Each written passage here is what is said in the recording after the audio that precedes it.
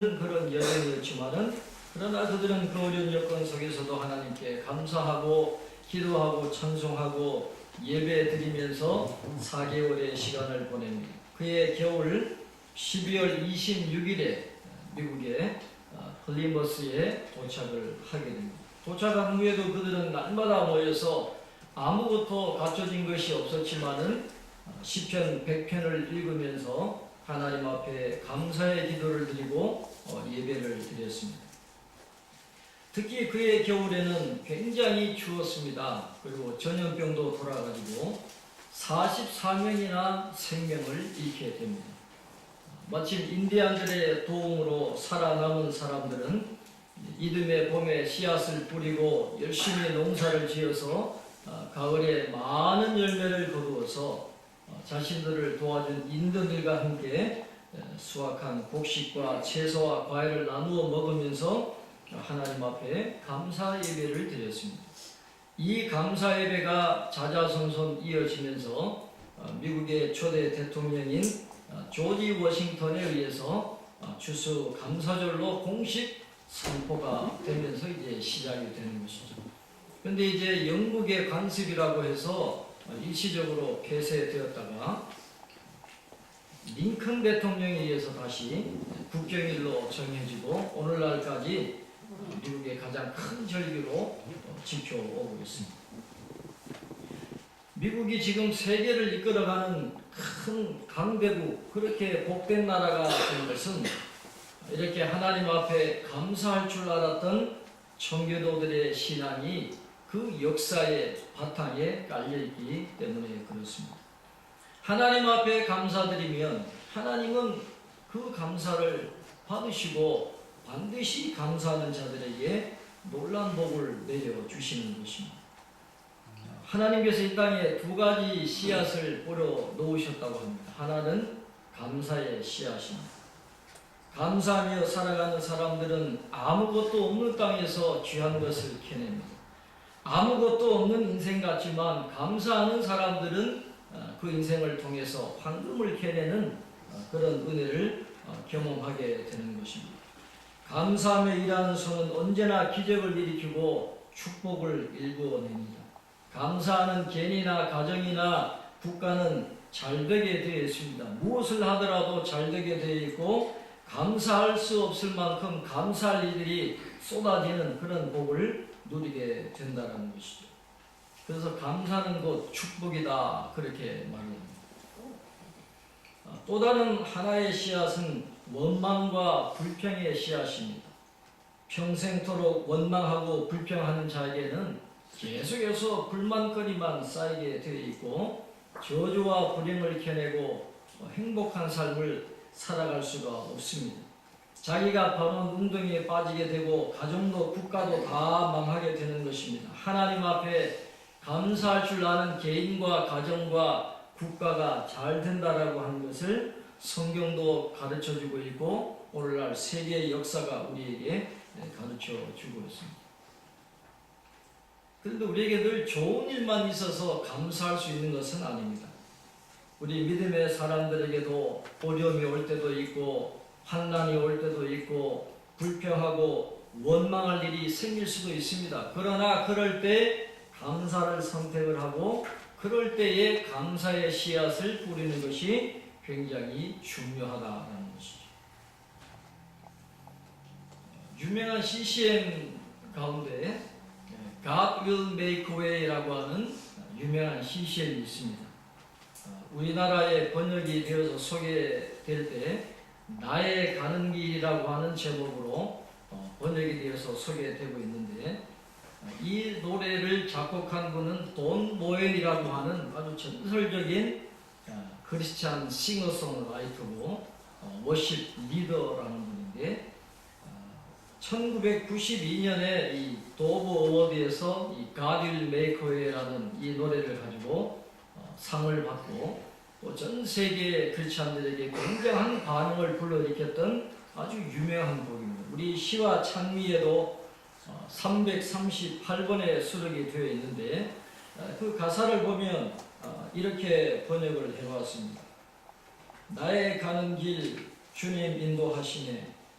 그는 보이지 않아도 날 위해 일하시니 주 나의 인도자 항상 함께 하시니 사랑과 힘 베푸시며 인도하시니 광야의 길을 만드시고 날 인도해 사막의 강 만드시는 것 보라. 하늘과 땅 변해도 주의 말씀 영원히 내 삶 속에 새 일을 행하니. 여러분 잘 아시죠? 나의 가는 길 주님 인도하시네. 그는 보이지 않아도 날 위해 일하시네. 들어보셨죠? 이게 굉장히 유명한 노래인데 이분이 최근에 책을 출간을 했습니다. 그 책에서 이 노래를 짓게 된 배경을 그분이 소개를 하고 있는데요. 어느 날 장모님이 급하게 전화를 하셨답니다. 아주 슬픈 소식을 전해오셨는데 이 돈 모엔의 아내의 언니의 이름이 수잔이라는 분이, 남편의 이름이 크레이그라고 하는 분인데 이 자녀들하고 스키를 타러 갔다가 돌아오는 길에 아주 굉장한 그런 비극적인 그런 자동차 사고에 연루가 되었다는 것입니다. 9살 소년이 튕겨나가서 그 자리에서 즉사를 하고 많은 사람들이 중상을 입게 되는 큰 교통사고를 당하게 되었다 하는 그런 소식을 접하게 되었습니다. 이 수잔과 크레이그는 굉장히 신앙이 좋은 분이었어요. 신실한 크리스찬들이었고 이 크레이그라고 하는 이 남편은 교회에서 성경 교사로 다음 세대를 길러내는데 헌신했던 아주 굉장히 믿음이 좋았던 그런 가정인데 그런 가정에 그런 엄청난 비극적인 사고가 일어나게 된 것입니다. 그 연락을 받았을 때 이 돈 모에는 아무 말도 할 수가 없었다는 겁니다. 뭔 말을 할 수 있겠어요? 아무 말도, 그저 충격을 받고 아무 말도 할 수가 없었다고 합니다. 그러면서 이제 나중에 비행기를 타고 그 가족들을 만나기 위해서 가던 중에 그 가족들에게 무슨 말로 위로해야 될까? 그걸 생각하고 있는데 하나님이 그 마음속에 아주 말씀을 강렬하게 주시더라는 것입니다. 그 말씀이 이사야서 43장 19절 말씀입니다. 보라, 내가 새 일을 행하리니 이제 나타낼 것이라. 너희가 그것을 알지 못하겠느냐? 반드시 내가 광야의 길을 사막의 강을 내리니. 그렇게 말씀하고 있어요. 이 말씀을 생각하는 순간 광야의 길을 사막의 강을 내겠다라고 하는 그 부분이 가슴에 강렬하게 부딪혀 오더라는 것입니다. 그리고 그 자리에서 즉석에서 작곡한 노래가 I will make way, 나의 가는 길이라는 그런 찬양이라고 합니다. 그래서 그 가족들을 방문했을 때 이 노래를 불러주면서 위로의 말씀을 전했다고 합니다. 그러면서 그가 책에서 돈 모인이 이렇게 이야기를 합니다. 주변의 모든 것이 사라졌을 때 하나님은 당신이 볼 수 없는 방식으로 일하고 계심을 잊어버리지 마십시오. 그렇게 이야기했어요. 때로 신실한 믿음의 사람들의 삶 속에도 충격적인 사건이 일어날 수 있습니다. 갑자기 건강을 잃어버린다든지 경제적으로 어려움을 당한다든지 이렇게 사고를 당한다든지 또 사람 때문에 상처를 받는다든지 그런 일이 일어날 수 있어요. 절망적인 상황에 부딪힐 수 있습니다. 그러나 돈 모인이 이야기하는 건 하나님은 당신이 볼 수 없는 방식으로 지금도 하나님을 위해서 일하고 계신다는 것을 절대로 잊어버리지 마십시오. 우리가 그러한 마음가짐과 그런 믿음을 갖고 있으면 성경이 말씀하시는 것처럼 범사에 감사하는 그런 삶을 살아가게 될 줄로 믿습니다. 오늘 시편 118편도 같은 가르침을 주고 있습니다. 하나님을 섬기는 믿음의 사람에게 환난과 시련이 닥쳐왔습니다. 오늘 우리가 다 읽지는 않았지만 5절에 보면 내가 고통 중에 여호와께 부르짖었더니. 신실한 믿음의 사람인데 고통이 다가왔어요. 내가 고통 중에 여호와께 부르짖었더니 그랬어요. 11절에도 뭐라 그럽니까? 그들이 나를 에워싸고 에워쌌으니. 한 사람이 나를 괴롭히는 게 아니에요. 여러 사람이 나를 에워싸고 지금 나를 괴롭히고 있는 것입니다. 13절에 이렇게 말합니다. 너는 나를 밀쳐 넘어뜨리려 하였으나. 하나님을 믿는 신실한 믿음의 사람이 엄청난 공경에 빠져 있습니다. 하나님의 전에 올라가서 하나님 앞에 예배드리고 싶은 마음이 간절한데 어려움 때문에 성전에 올라가지를 지금 못하고 있는 그런 상황입니다. 그런 어려움 중에 있었지만은 이 사람은, 이 시편의 기자는 낙심하지 않았어요. 절망 중에도 낙심하지 않고 하나님이 나를 반드시 건져주신다, 하나님이 반드시 나를 구원해 주신다라는 그런 믿음을 갖고 있었다는 것이죠. 14절에서 그가 이렇게 노래합니다. 여호와는 나의 능력과 찬송이시요 또 나의 구원이 되셨도다. 지금은 어려움 중에 있지만 하나님이 나의 능력과 찬송이 되시고 구원이 되신다라는 것을 잊어버리지 않았습니다. 그리고 17절에 이렇게 노래합니다. 내가 죽지 않고 살아서 여호와께서 하시는 일을 선포하리로다. 죽지 않고 살아있을 거라는 그런 확신을 갖고 있는 것이죠. 아니나 다를까 하나님이 그를 건져주셨습니다. 하나님께서 그에게 응답해 주시고 그를 넓은 곳으로 인도해 주셨어요. 그 은혜에 감사하면서 성전에 나와서 하나님 앞에 절기를 지키면서 예배 드리는 모습이 오늘 시편 118편 하반절에 나와 있습니다. 27절 말씀 우리 한번 같이 읽겠습니다. 오늘 27절 우리 한번 같이 읽겠습니다. 여호와는 하나님이시라. 그가 우리에게 빛을 비추셨으니 밧줄로 절기 제물을 제단불에 낼지어다. 아멘. 여기에서 나오는 이 절기 제물은 이 장막절에 추수하신 것을 가지고 하나님 앞에 드리는 것을 이야기를 하는 것입니다. 이 미시나의 기록에 의하면 이 장막절에 하나님 앞에 나와서 예배 드리는 사람들은 이 제단 주위를 장식을 하는데 종려나무 가지나 이 꽃다발을 가지고 제단 주위를 장식을 했다고 해요. 그러면서 그 장식을 할 때 그냥 밋밋하게 장식하는 게 아니라 춤을 추면서 장식을 했다라는 것입니다. 그래서 춤을 추면서 종려나무 가지나 꽃다발을 가지고 그 제단을 장식하는 그 장면을 오늘 27절이 묘사하고 있다. 그렇게 이야기를 하고 있습니다.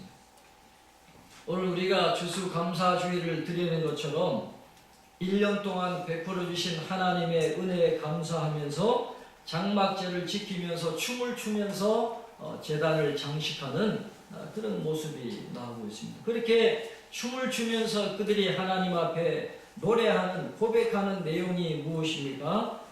28절에 이렇게 말씀을 합니다. 주는 나의 하나님이시라. 내가 주께 감사하리이다. 주는 나의 하나님이시라. 내가 주를 높이리이다. 하나님 앞에 감사한다는 거예요.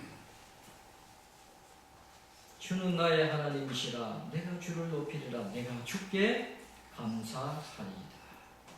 하나님이 내려주신 은혜가 너무너무 감사해서 그 은혜를 기억하며 하나님을 찬양하고 하나님께 제사를 드리고 있다는 것입니다.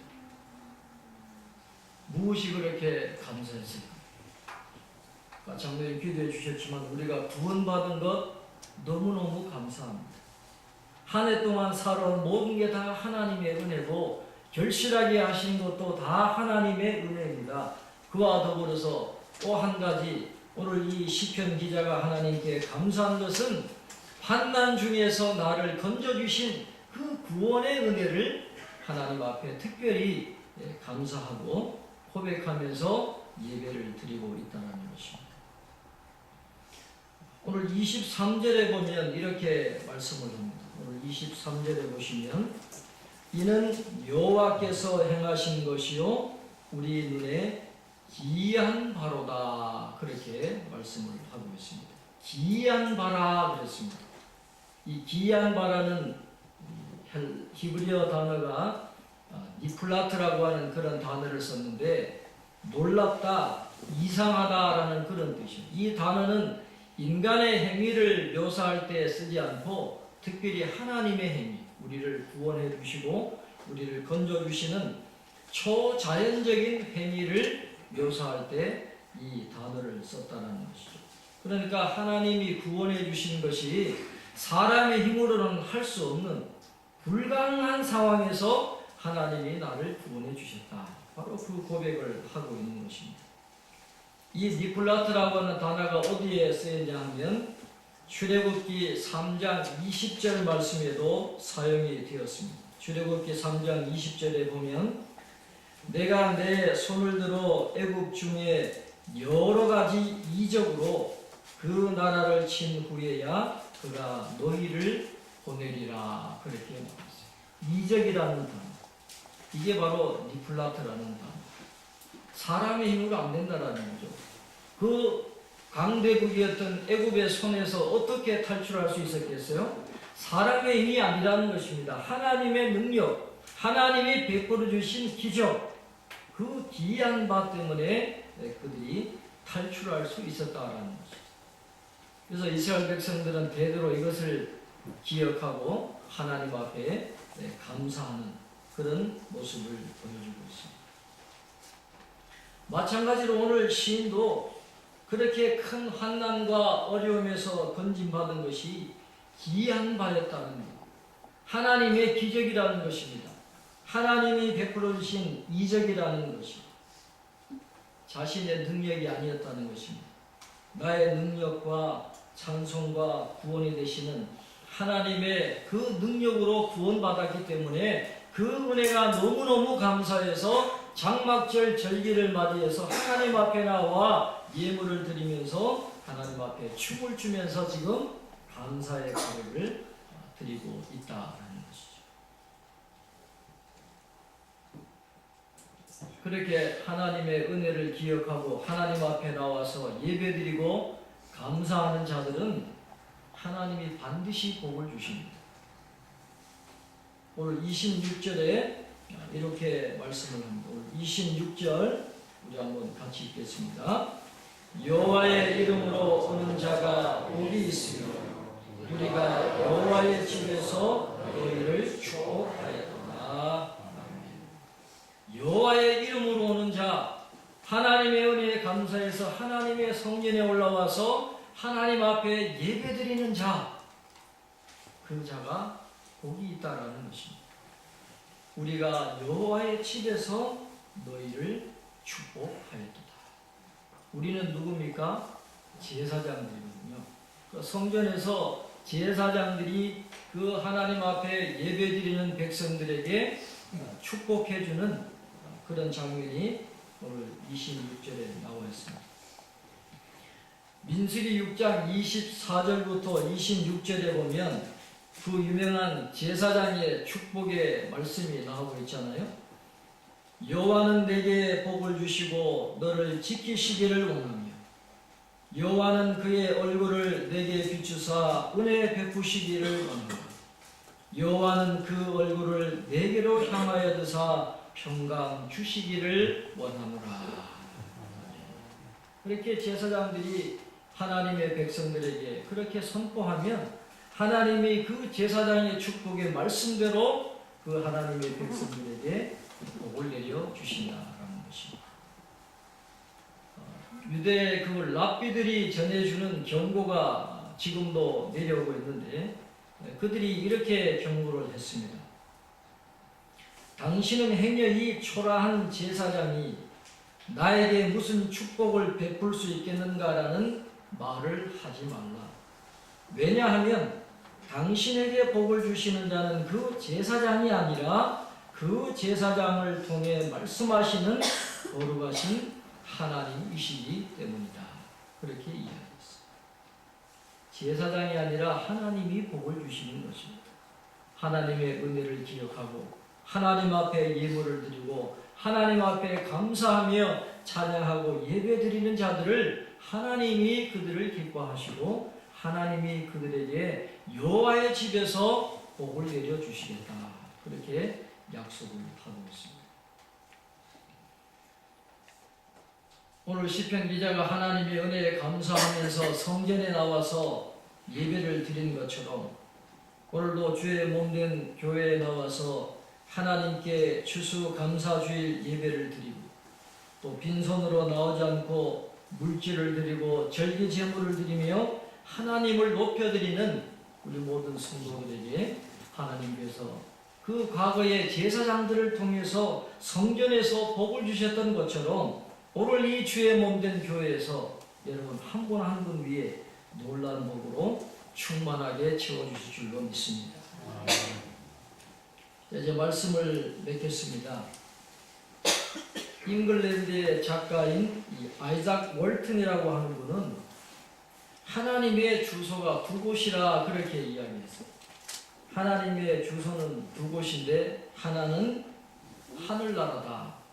하나님이 계시는 곳 한 곳은 하늘나라고 두 번째 하나님이 계신 곳은 우리가 감사하는 마음 속에 하나님이 계신다.